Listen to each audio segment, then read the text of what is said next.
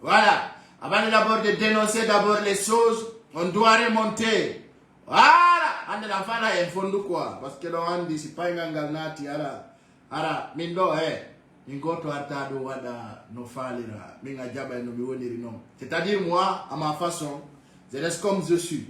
Donc, c'est pas un copier-coller. Donc, ara yidira no miwai non. Si la tama, à force ou quoi? On force pas. Donc, j'espère que vous me recevez bien. Alors, vous êtes dans le landar do saido, la salminaon, lando sidon e jam, noku kala kawonton, e ka jodordon, hakka be barkinade, e ko bendi do woni kaduna do. Ka, hudado e barkinade, ko do woni kaduna do ka. Barkinabe no yura sabuda, e pula. O moccano detta, ne batara mayori. Ay, on be landar de fo, noku kala kandari tolla. Pai kusare, yiduda, anuda, falada, afala, kawonanda, aonana, akapta idara, atananaki. Okay, arande, anti, kasare kona kli, e pigi wandi di fekude, e jagu, e dictatorial, katawata feondo doni, buino mapi, no fala andu de konuntua wadugol. Ok, on écoute attentivement. Alors non, donc on passe de même une restriction. C'est-à-dire, Mamadi Doumbouya a financé d'argent pour attaquer nos pages, pour que certaines notifications retardent. Je demande, toute une personne qui me suit, qui s'intéresse, parce que moi je n'ai pas dit les alouins, parce que je suis le seul Guinéen aujourd'hui, même les ennemis regardent.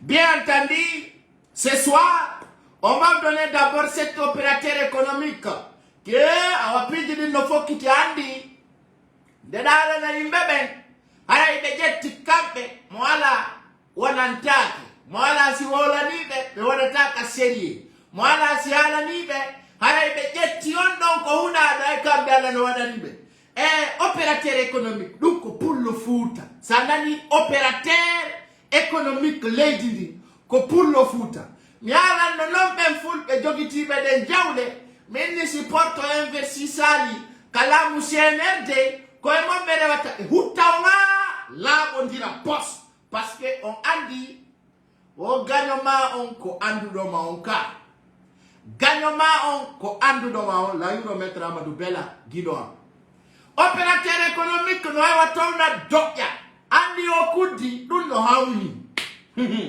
awadono enen ngala bappa opérateur économique et enen kala boyi do impenya nay kala yaru doni e yara nay mono enen wana wada firta ko wada yiya terate sawi opérateur économique wiya yimbe birdi ki kala de bae dane de jodi no markalisia joni non ko be wiyata ko yimbe wadde be uttungundo am bon pula yimbe penande be vrai ko ti kontao bandi di no tom tawai di ko wada di costing habba cravate hara inde mabbe be wata windude benno ton ko opérateur économique wobbe gono ton kanyum kadi hino mari jawle ko ko concurrence wobbe no ton hino décide o ardo wobbe gollide o kambe be wonana politique ay fus be wonana bonnante be bonnay ay goto be wonana benno derton joni non be no taw ko be wadu chambre de commerce dum don on fo don andi ko be ne tebe Mamadou honno to be ka motoji to be formulo dum mini marsata joni no be recensi be salibe e ande be toni opérateur économique pour le foot kono andi ene wawata yurminde dum très bien entendu on peut pas dire que ça fait mal ou pas hande be marbe boudi kalenyo pullo ko be wada ono andi e mabbe billahi wallahi tallahi sabuna wo dakku fita goddo yawma hande ala ko pullo futa sibisali e tampere e jagu e lette e toy bien entendu mori konde seppa no dai mala pade mori konde bandi u simple ndakku daru hande ko woni jettu hélicoptère ya afarana hande jetta dansa kuruma neddo tortono ko ngay crédit hande ko woni président o CNT imo jindude e otoje bubude nan wonno wiude ono opérateur économique wiwɗo gonɗum minen min wattagere jawle amen ɗen koye ɓurtu ɓuuɓa koni he nde ɓe peñana on e piaramiɗo jala kala ɗo noddila privé pay ko sare on ko bappam ni sabu so ngari ɗo ɗo wola fi sabu mi yenda yon e anglais mi yenda on e chinois direct parce que awa ɓen bappiraɓe mo ko naafigiɓe e hande so ƴetti opérateur économique fussa bani on ɓe allah munjiɓe bandi délinquant ay ko noon ɓe ɗon dirte c'est des délinquant bandi c'est à dire ko ɓen woni fasidi ko fasidiɓe awa ɓe yawno ɓe waɗi naafigiyagal ka Mamadi Doumbouya ya plusieurs opérateurs économiques ɓe yawno ka Mamadi Doumbouya je le dis haut et fort ils sont au courant ce que j'ai dit woɓɓe naɓani mo mbuuɗi wi ko wallitagol mo min o feere mon bonde naafigiyagal woɓɓe ƴettuno 500 000 euros naɓi ton woɓɓe naɓi 200 000 woɓɓe naɓi 300 000 ɓe moyen ɓen ko 100 000 na 100 000 dollars woɓɓe naɓi 200 000 opérateur ɓe fulɓe Fuuta ɓe tawata yiyayɓe waɗi kaftane oy woɓɓe maɓɓe no watti Macky Sall o minni feere mon bonde andi naafigi na allah o janta naafigiɗo allah bootinaymo e mirara fof no suti senditano ma fi o hewtuɓe ɓe andi miɗo andi si ɓe demantisi kadi mi peñanaɓe mi yaltina preuve ji kadi ɓe yeddata awa ɓe yimɓe ɗon hande hewtaniɓe ka tawata ils pourront pas résister enen ɗum ɗon noon woɓɓe maɓɓe ɓuyno ton bandi o seeɗa Mamadi Doumbouya wiɓe ko kaalisi ɓe yiɓe addata ɓe yi ala marché man ala baba no ngol ɓuri kanude ko tubaki kalajo toñira ko ñaama andi ko wente ko ngam popular sa namminali fanima o dakkali ɗin kayasi dekkay CNRD kujinayon ɗo ɓe ukka faya e mon vrai et puis kadara meɗen suti mi yaltina ka social media kala démenti suɗo min ukka faya e nder ɗum ɗon ɓen opérateur économique ɓe wanno chambre de commerce ɓey ko collectif ko mottinirgol mbuɗi wallito wo transition Mamadi Doumbouya ɓe yaɓe tawi marsata ɓe tawi wata wonde ko penale marsata e nder ɗum ɗon aɓe waɗi ɗum marsani joni ɓe ndarude ɓe ɓe tawtano ɗon taw fuɗɗori noon ɓe ɗon wiyeteɓe feeɗo ɗo ni hiɗon ngula sabuna ɓe juge yon ɓe naɓa ɓe mara ɓe ƴetta yon e nder birdi maɓɓe on ɓe waɗa on nder ton awa opérateur de wiyeteɗo Mamadou Saliou Balde wonde ɓe juge-nomo affaire de 4 milliards francs guinéen senditeɗo ɗon mani jama 4 milliards de nos francs guinéens 4 milliards allahu akbar pullo Fuuta goto 4 milliards de nos francs guinéens tawata pullo fof no mari ɗin 4 milliards ƴetta 1 milliard wiya hande pullo laamoto sina ɗum ndi huɓɓa ɗe mari payle jogitiɗe pinka e kanji ɗi o watta ko nandi e ɗum kono ɗi mbuɗi ɗi marno ɗon ka bankiji ɗi mbuɗi ɗi yawlino ɗon ɗon ɓe ara ɓe soofina 4 milliards ɗi yalta si ɗi yaltani hakkude allah Afrique fo ƴeewayo sabuno ɓe naɓa yon ka maison central ara ɗo wuuɗa ay mi harani o si Doumbouya toñima hay nene ma yaltirtama to si bandi toñima hay goɗɗo watama sottoyde to hay siko min mi wolta 4 milliards hande si pullo Fuuta goto itti 4 milliards wiyawa cuuɗi fulɓe ɓen no lancede 4 milliards on ɗum ɗo aray mi décidi mi puutinay ɓe pullo Fuuta lamo waɗali ka aɓe arde jattugol 4 milliards de nos francs 4 milliards pullo Fuuta on yi ko feƴƴi ko mbawga ko wiya ton ko ɓe wiya assise national joɗidiren juuɗe lagine fof ko goɗɗum ko penale mo liɓima suudu nadatama e pale mo yaltinima e ley jimɓe natete salon o andi ɗo sikkude jama on ko kine ɗen yarata min hino toon piiji mi jama taw ko gole majji hande buyi hande ɗiɗi ka fewni ɗo ay CNRD watti nangude jama on sokoya boulogere buy jeƴƴay ɓe pharmacie koji maɓɓe ɗin ɓe wolta min ŋaali sendite oy ɗon noon ko ɗo ande ton les vrais hommes ko ɗo ande ton ko feƴƴuɗo kon tan Alpha Condé woɓɓe maɓɓe fermi sekkoji maɓɓe ɗin par ce que ils sont peur woɓɓe Doumbouya on dit à la conclusion. C'est-à-dire ils ont trahi leurs convictions. Quand on ne sait pas des combattants.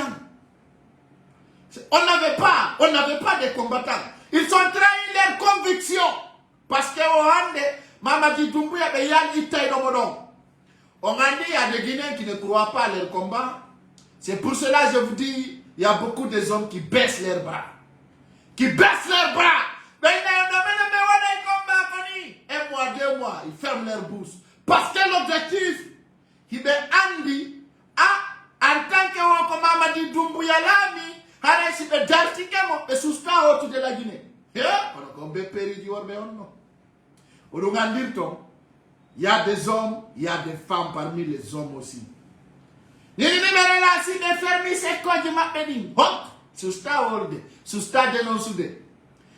aujourd'hui, il y a beaucoup de personnes qui en profitent sur le buzz, qui n'osent pas de dire la vérité. Et ande, si gadundono, comme un bébé yata la gol, le mène tajale, comme un souci ou kagol. Odowa si no sati, ne pullo no lamo, pai kusare, tawete to no gol jungo mako. Jawalo talo, mininio, merula dans le verre, yande gomi daro to aéroport, Bessia. Maintenant, aéroport donc développeur de IT directement. Et je vous dis, les hommes forts ne baissent jamais les bras. Et je rappelle aujourd'hui, ce soir, chers Guinéens, chers compatriotes, il y a des mouvements déjà sur place pour trahir ces Loudalins.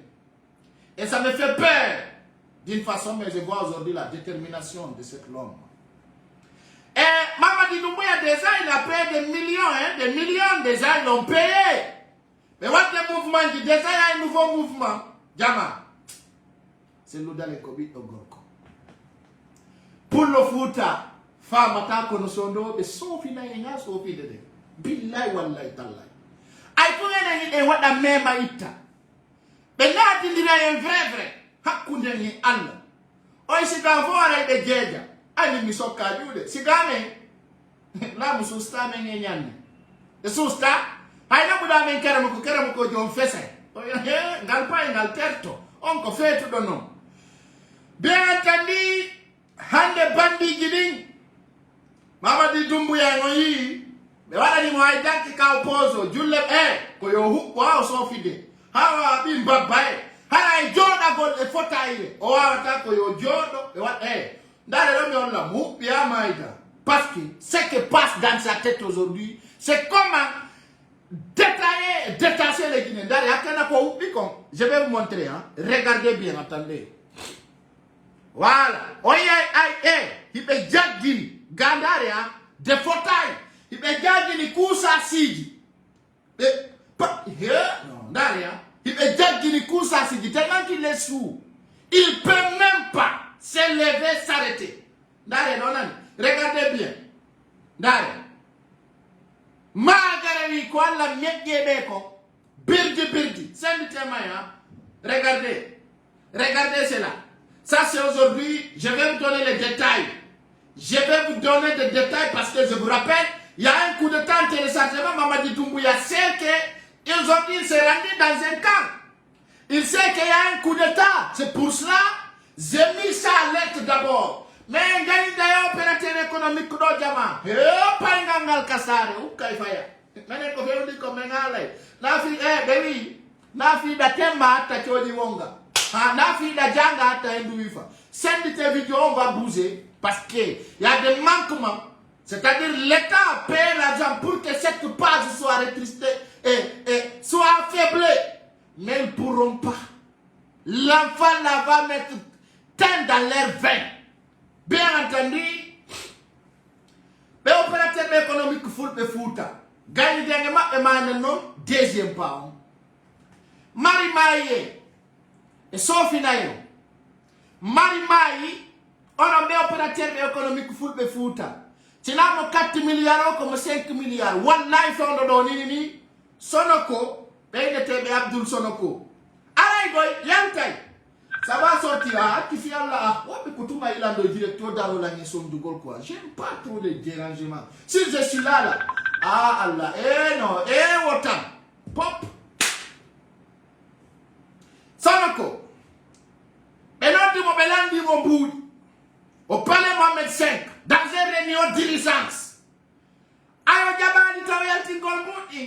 Depuis Batouawal, gal dédouanement, kaka dédouanement, gal depuis 2015. Kofi un problème même minani. Ota isoyati na imena ba mokambapa. Directement. Combien de milliards de dollars? Il y a des gens qui disent parce que ils sont en train de combattre entre eux. Actuellement, il y en a même des militaires à civils chaque fois derrière son cou. Tout le monde est au courant. Pays du temps dit qu'on sincère. Et il y a des gens qui indiquent les opérateurs économiques qui ont de l'argent. Mais il y a il y a tout lundi. On demande aussi connaître pour nos intérêts. So yalta lundi et où kai faya et puis et wara on kadi para jama on welti. Be wara on ara jama on suti fulagra parce que be ala ay nokku kaberewa sina e horemo. Ko dum no nomburi yurmu gol. Je veux dire wallahi so yalta lundi. Tenti don au clair do a ofeta. Be rewa e bien moy monkoy. Et mon on kadi de wara be jatta e ko jeyno kon tawata e goto wata on defandude parce que fewndo wola nanado yo ƴettu jawle mon den finançons salidon vous allez voir maintenant donc oɗo opérateur économique ɓe toñirimo taw 4 milliards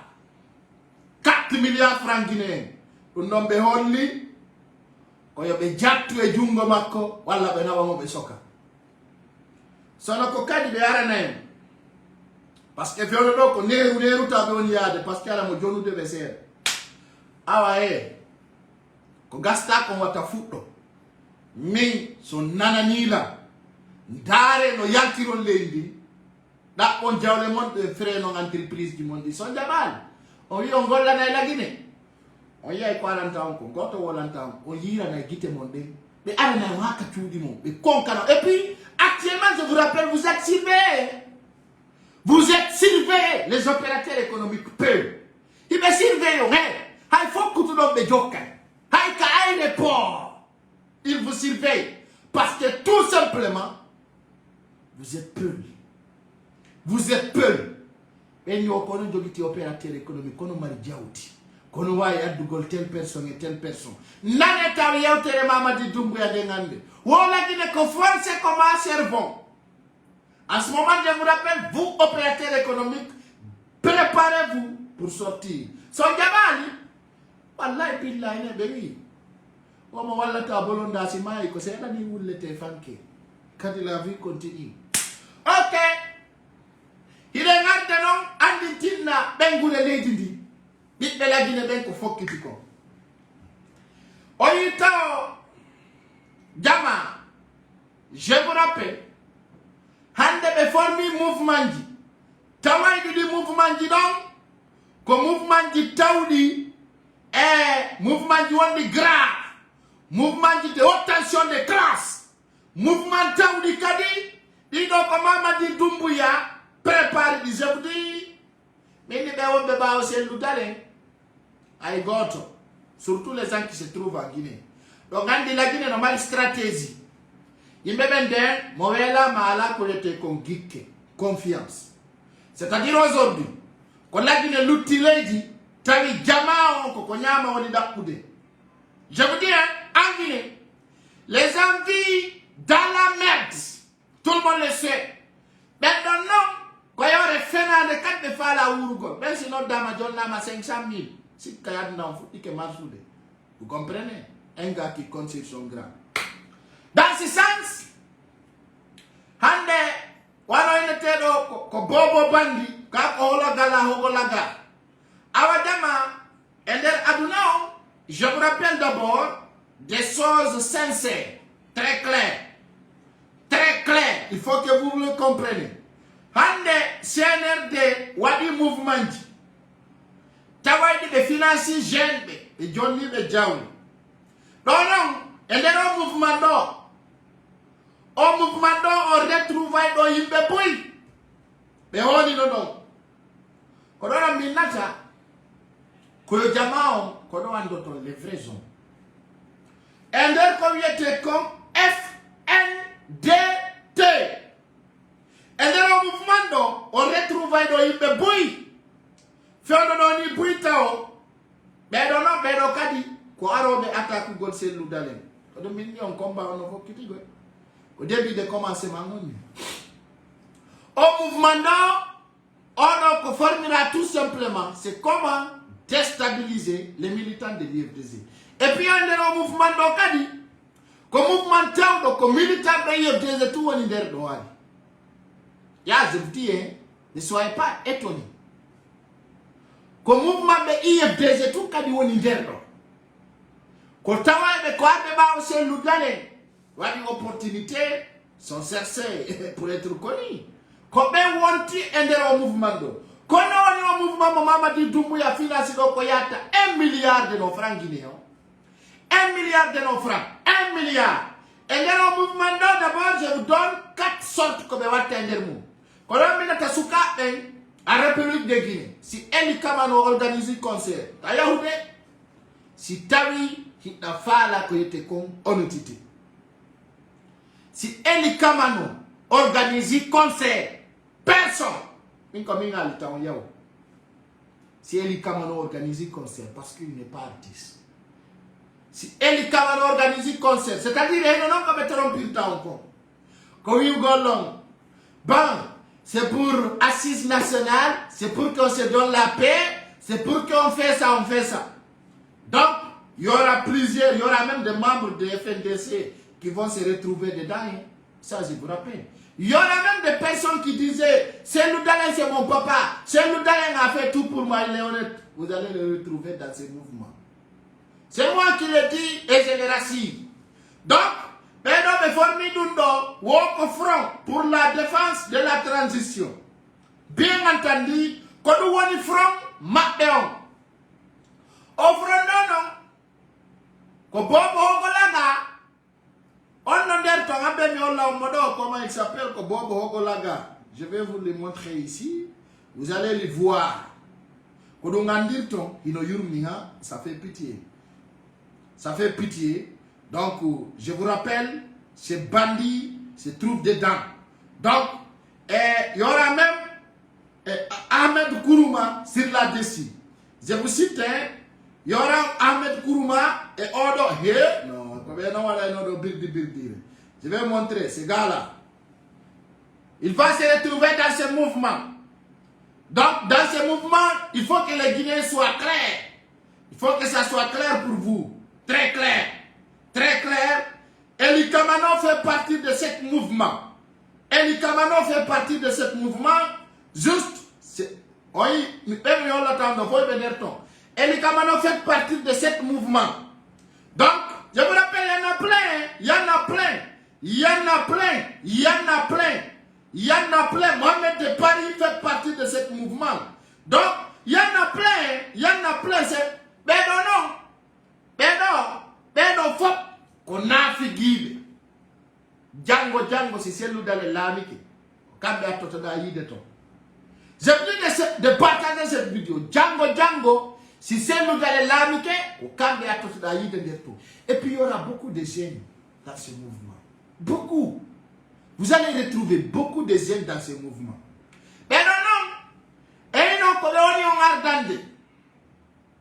quand il golong, personne ne va se manifester. Mais non, on a des manifestants qui go. Mais à la haïfous, c'est-à-dire quand ils les voient parler, on dirait qu'ils sont des gens. Mais non, faut que personne parmi eux peut regrouper 1000 personnes dans une heure de temps. Je suis plus fort que 1000 fois.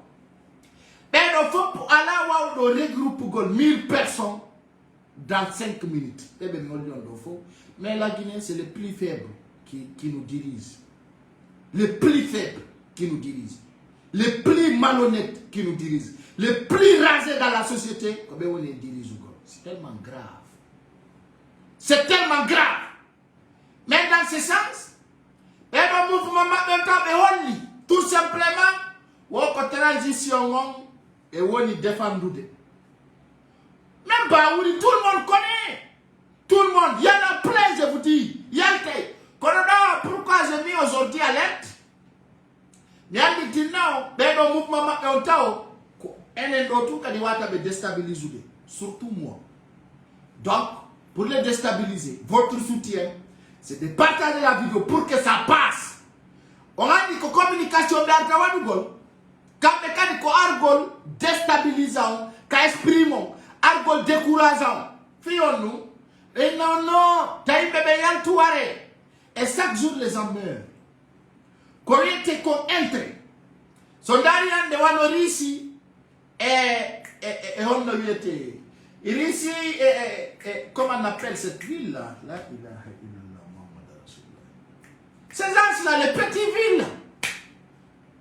Quand on a coupé ici, on a coupé mon dîner de l'eau. Elle date qui m'énerve ici, comment ça s'appelle? J'ai oublié même. Comment ça?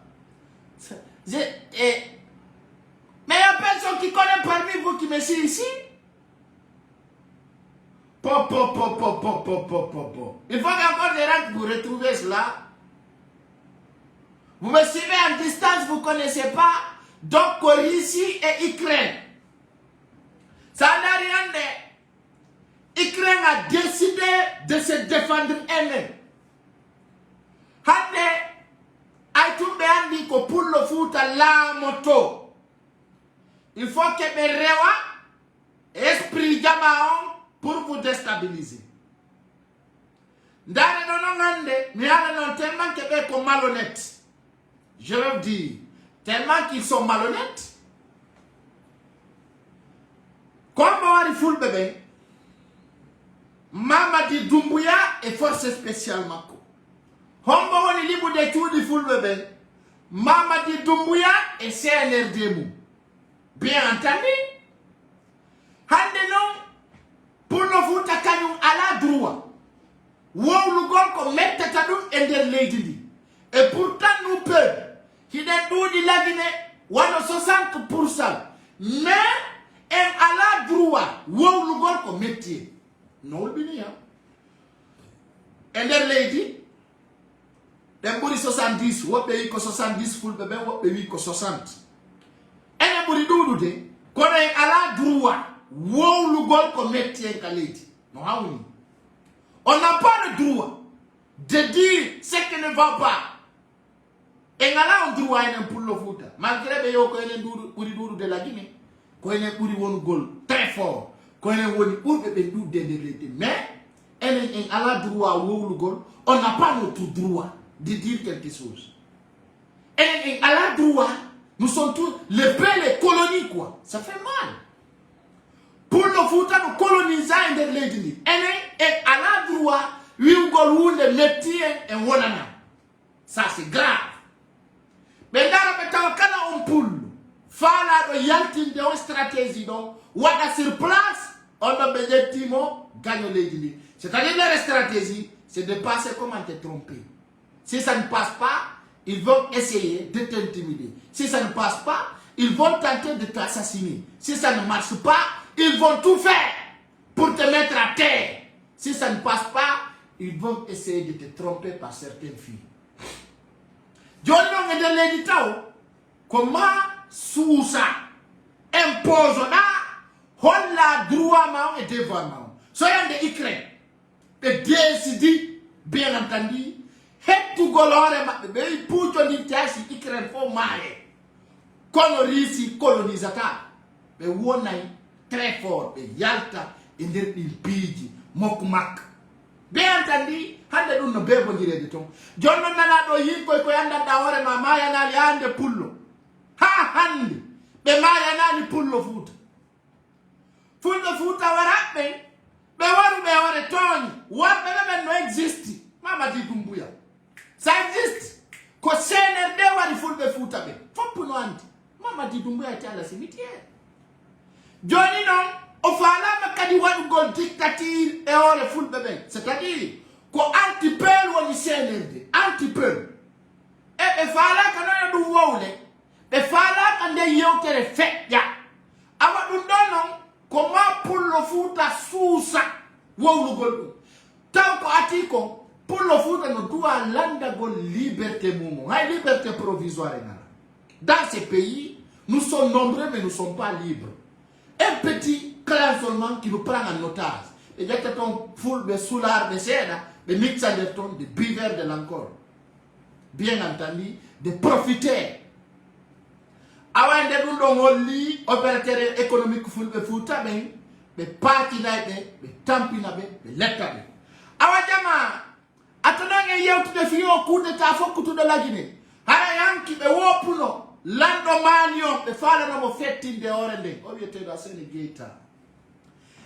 E jama omo Mali yanki o mosuno koye wa signale lanɗo on Mali yanki ɓe wopunomo kural coup d'état direct wakka pewɓe waynitamo omo Mali haray ɗon e nder ɗum ɗon haray omo Mali o wuli wo sécurité ala e leydi ndi wo ma pique jama hande Afrique fewni ɗo gueɗe fokkutuɗo on wana guere wiugol yo goɗɗo manifesto wallata goɗɗo waɗu ni wallata waɗu ni président Cellou Dalein mo huwodirde e ministre ɓe ɓen ancien ministre ɓe anduɓe Afrique ɗo taway ɓen wawi jogitade terrain o o andi on woni on famani ndare ande ka médiaji tellement ki ko ɓe maapi.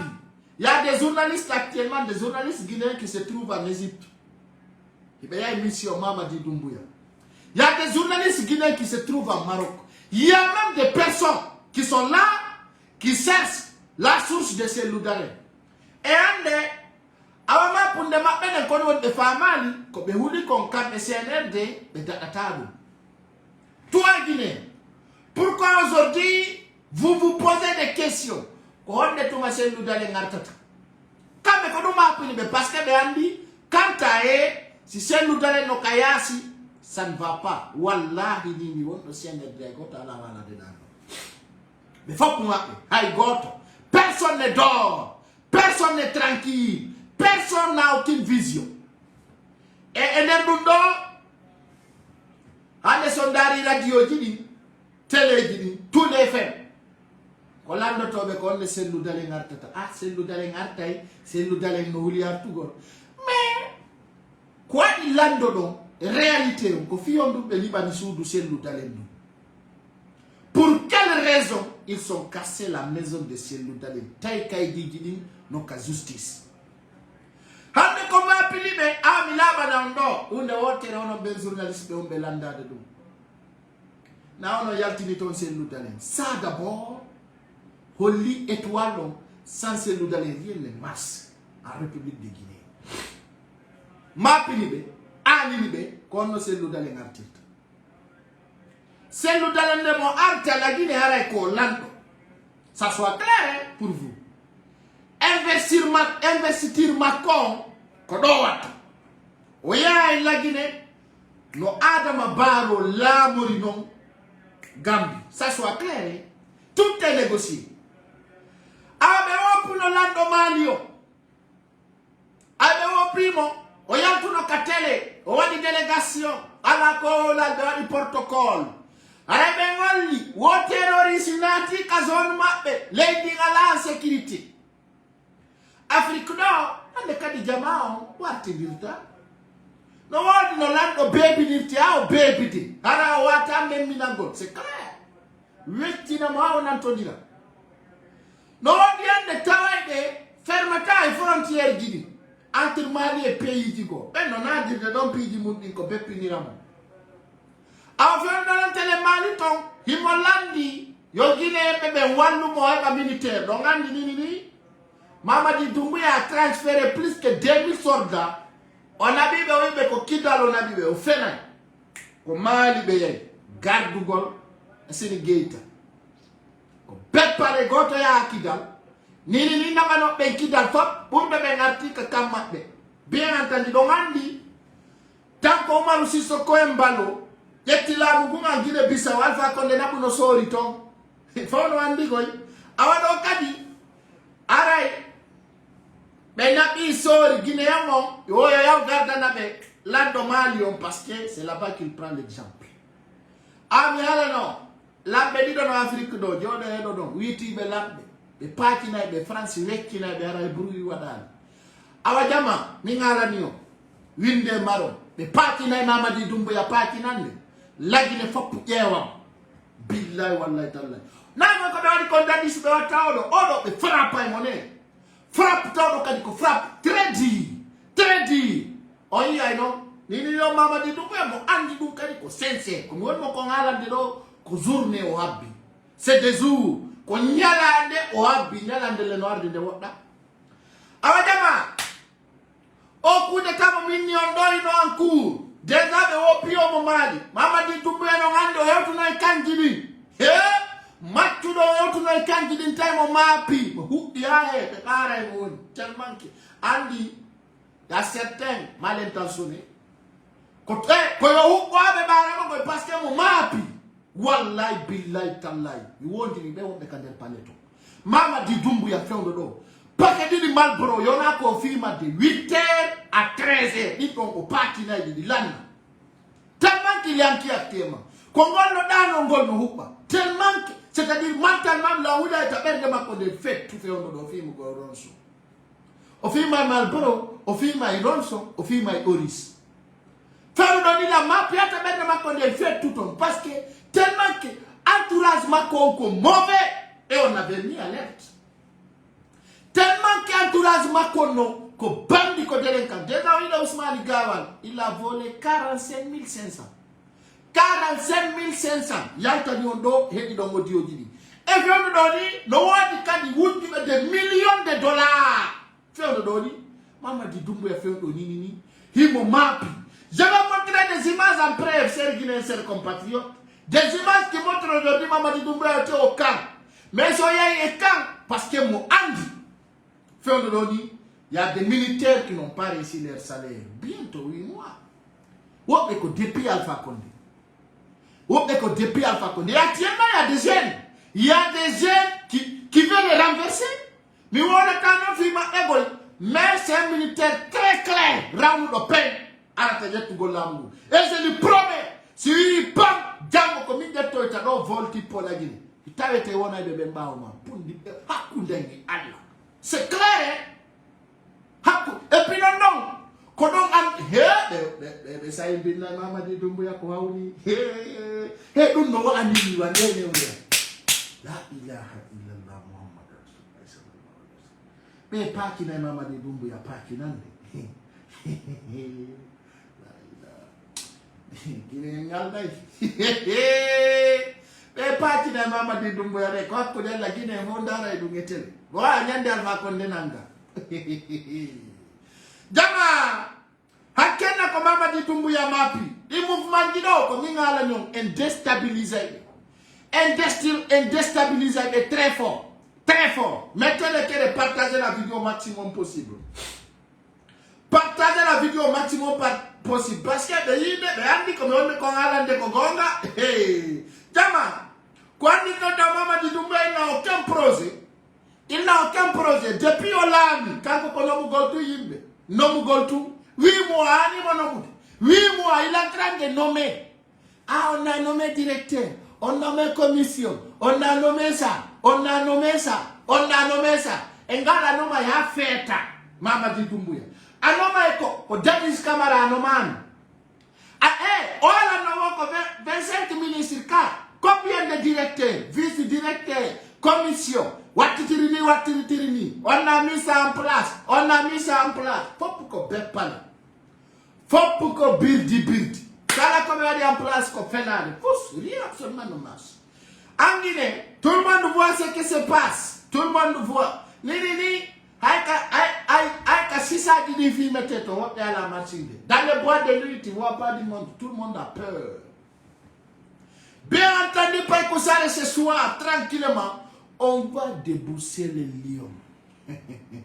On va vous montrer encore qu'est-ce qui passe exactement. Et aujourd'hui, il était dans le camp. Je vais montrer. C'est clair et net.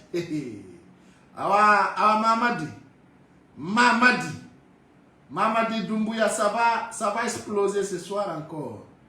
Ce soir encore, ça va sauver. En détail, il peut faire là. Yawa Golko yete conseil yao. Mais on le temps, on s'est dit à la légitime et de l'église de la Guinée. Et on a l'ami. Mais on dit, Mamadi Doumbouya, on est quand aujourd'hui, donc. Il y a des vidéos qui sont enregistrées qui vont sortir. On est là, on s'est dit, on a légitime et de la Guinée. Bien entendu. Et on est l'Union africaine, on a légitime et de l'Égypte. Eh? Mamadi Doumbouya, tu auras l'ambassadeur américain de la Guinée. Mingala Nio. Awa la Guinée fait un no sendité. Comment Mamadi Doumbouya, on a dit que on a rappel. On a dit Bassirou Diallo, mais ils sont candidats officiers américains à la République de Guinée. On est officier donc à la droit. À la droit, au John Nugol ordre de la République de Guinée. Ils sont candidats militaires américains. Et pourtant, tout le monde sait comment cette coup d'État a passé. Jara regarde John na détail, il nous arde. Ok. Je vais montrer des images. Arrête on le temps, on sait bien, on a légitime de la Guinée. Ok, il n'y a pas de problème. No arde. Il nous arde. On a le du pays d'Itaudi. Il nous arde. Il nous arde et der lady. Arrête on non la planète. Haray no moƴƴi ni ha moƴƴi parce que fewno ɗo ni mi alana on y aura des choses même très claires ce soir on daara toon ɗo yo holla on taw Mamadi Doumbouya tellement que ko maapi hande o yawno e kan Alpha Yaya on déjà il y a des soldats en kan Alpha Yaya mi holla on o yawno intibidugol ɓe, il y a des images en cours que je vais vous montrer. Ici c'est dans kan Alpha Yaya ndare mo ɗo ay no daroli tellement que vous bien, ça c'est quand Alpha Yaya, je vais vous montrer. Oui, vous voyez tellement qu'il a qui. Ni, quand Mamadi Doumbouya, pourquoi je vous montre les images en cours? Pourquoi je vous montre des images en cours? Quand il y a un coup de temps de téléchargement, il m'a tout des candidats. Et Minebi en Hollande, Mamadi Doumbouya le golli du drapeau République de Guinée, quand Mamadi Doumbouya me golli du brousse. Voilà, je vais vous montrer, vous voyez. Regardez bien cette image. Cette image, qu'est-ce que cette image vous parle? Vous voyez la menace de Mamadi Doumbouya. Regardez bien. Pourquoi je montre certaines choses? Regardez bien. Regardez cette image. Maintenant, quand l'andi de Mamadi Doumbouya, jusqu'à présent, on n'a pas reçu nos salaires. Vous voyez? C'est une menace flagrante. On va la banta de Maudo. Billahi wallahi tallah. Mais là, dit Mamadi Doumbouya. Monsieur le président.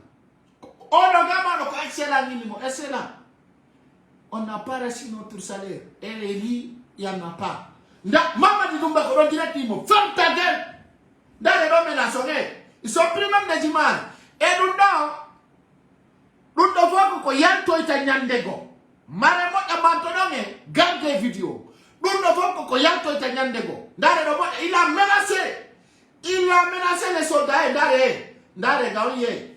Aya menacé, mais wapebe yeso no mosude. Wapebe yeso no mosude. Peut-être ça n'a pas taille pour le dire. Regardez. Il faut payer iti. Il faut payer iti. Non, certaines portions. Les militaires me go one my portion de l'ipinka de ma péri. Aujourd'hui à Alpha Yaya. Et puis ça fait la 4e fois il menace les camps Alpha Yaya. Mamadi Doumbouya faisait partie d'assassiner certains militaires à Alpha Yaya. Wallahi billahi tallahi. Je dis c'est une source très claire. Là non. Hey. Oui. Ils ont mis des soldats à rang. Parce que Fernando Fiokan dans nos mappings, on fait la dessous de Wokan. Donc, regardez son visage. Tellement qu'il m'a mappi. Mamadi Doumbouya n'est pas en l'aise. Regardez. Attendez, je vais vous montrer pour que vous puissiez voir très bien. D'arrido. Vous voyez? Tellement que mon mappi. Voilà. Vous voyez? Parce que tous les plans, on prend des images. Tellement que mon mappi, il m'a andi de tapaï. Il m'a andi de tapaï. Il menace les gens. Il menace les militaires. Et il rigole. Regardez. Il y en a des images plein que je vais vous montrer. Plein. Il y en a plein. Plein même. Plein. Il y en a plein. Regardez. Il me mappe. Vous le voyez, il menace les gens. Et puis, dans la semaine, on a des militaires pour assassinat. Il y aura beaucoup de portés disparus. Beaucoup même.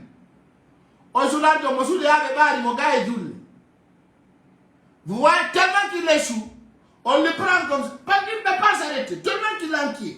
Tellement qu'il est inquiet. John, non. Au coup de temps, on doit être dedans. Au coup de temps, on doit être dedans. Voilà, Mama di Doumbouya mo mapi ni pour jama on faut pour la Guinée. Parce que ko ani mo kon noton. Ko ani mo kon noton. Déjà John do ngandi.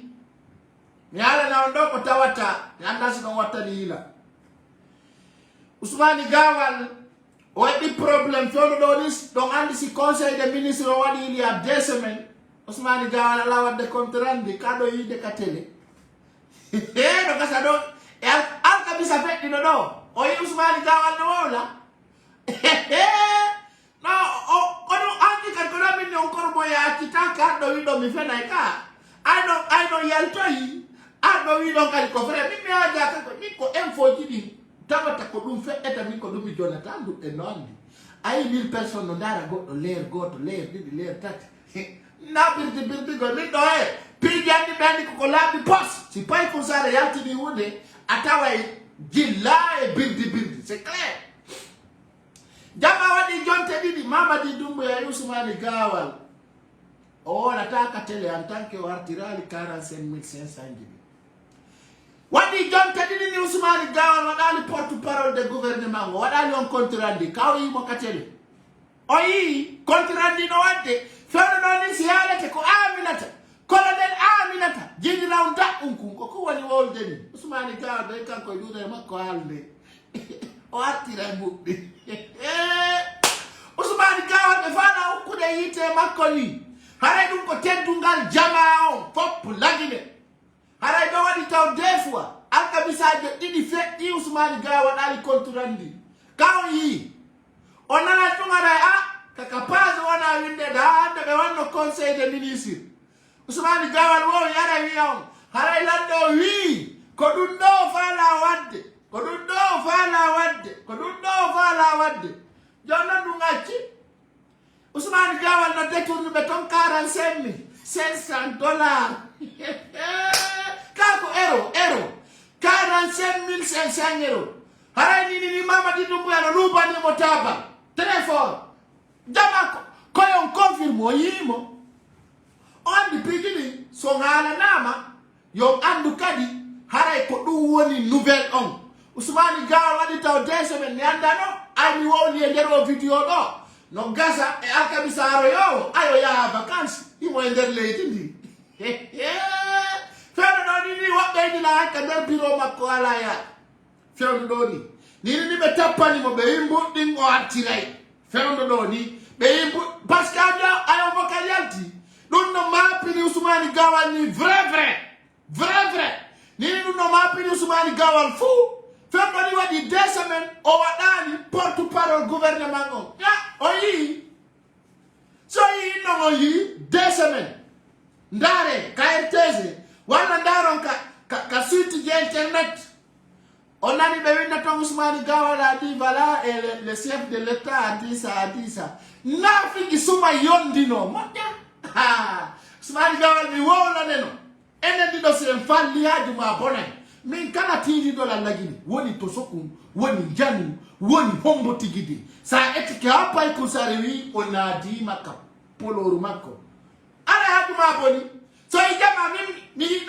mina uko ni gola e goto mida parce que la andi tout si miwima a bepai donc ko clairement ko kum fa yakun ara Ousmane Gawal wadi taw 2 semaines ara be jollal mo hala doto ko woni konno yeso en anda ko artoyta ko do hawo pitta ko yewtuno den do yewdan si alla jabi Ousmane Gawal a jam fiki ko jam foto da ko ara be holli Ousmane Gawal no détourni 45 500 ku yaltika social media no laba ni jama on nene Ousmane Gawal no dayimbe ha dare ko pay ko wadi la dare ko be huwi dare ko nyandi tinna maro na Ousmane Gawal dara ndo motta haduma boni haduma boni buri bafoy haduma boni bonki yake non haduma boni ay ko no me yenna ta bensi darta yefdezi deda ko dono weltanto den présidentiel lu dalen Jallow hay be remplacer Ousmane Gawal ka poste makko IFDG hay be remplacer mo deja jama pigi din no yaade jama mi wiyo lagine do ngebi golle katawata dim pigi dan dim birdi di fudi gayanto de hay be remplacer direct Ousmane Gawal ka parti IFDG mais wati tongo suka mi non il était. Comment il s'appelle? Attendez, je vais voir son image. Comment il s'appelle ce gars-là? Et attendez, je vais voir son décret, comment il s'appelle. Ce gars, voilà, attendez, je vais voir. Vous avez reçu ça, ce papier. Vous avez ça avec moi. Allah njogiti do kay dir mi anda simi yande ah papa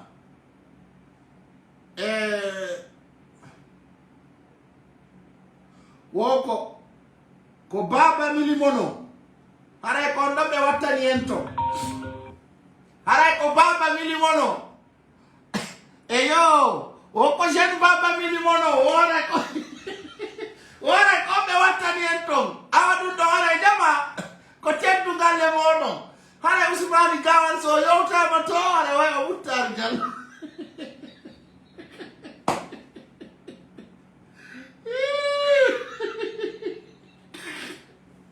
o andi jama ibinio be bobo la do de s'il vous plaît allo Onjaram. Como ni?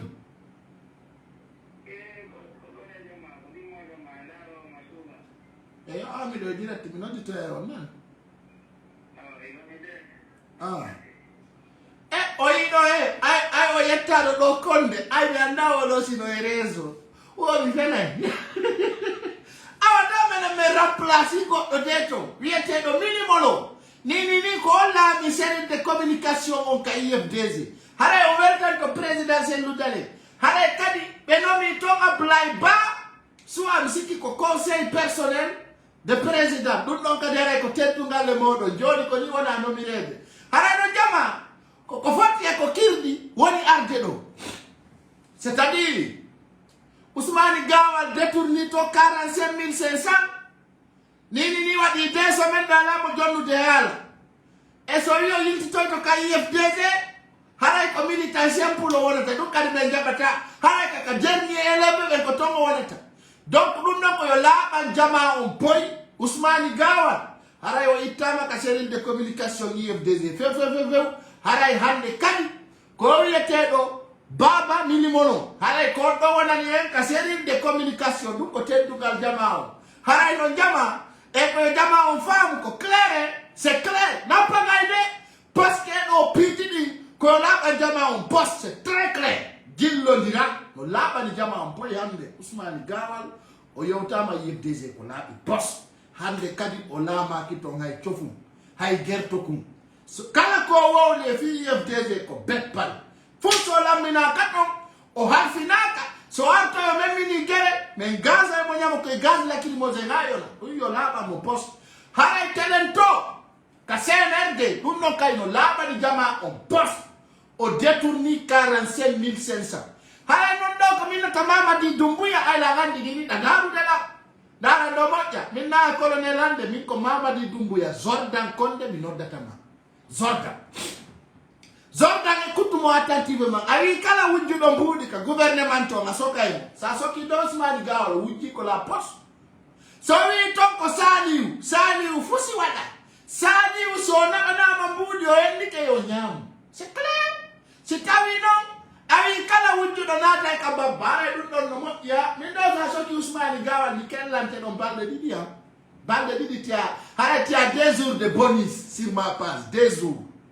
Famille, arrêtez 2 jours de bonus. Et puis je vous rappelle, il y a beaucoup de ministres qui seront limogés. Limogés. Donc c'est clair. Chaîne de cette vidéo, hein. Alors Ousmane Gawal, Wadi Tao, John Teddy, on va dans le porte-parole du gouvernement. Alors CNRD, on moutitikemo. Alors Beandi Kona Figijo.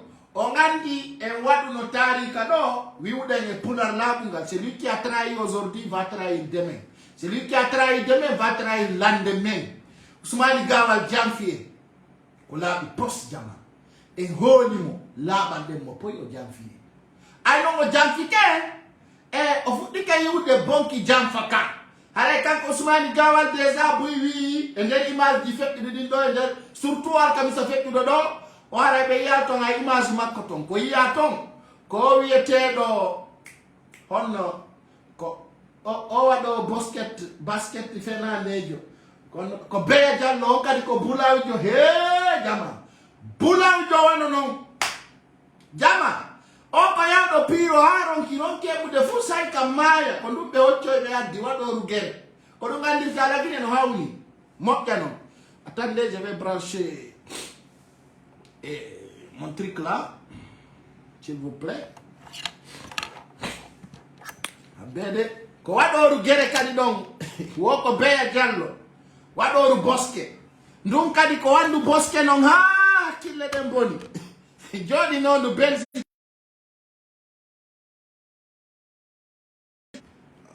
Voilà, s'il vous plaît.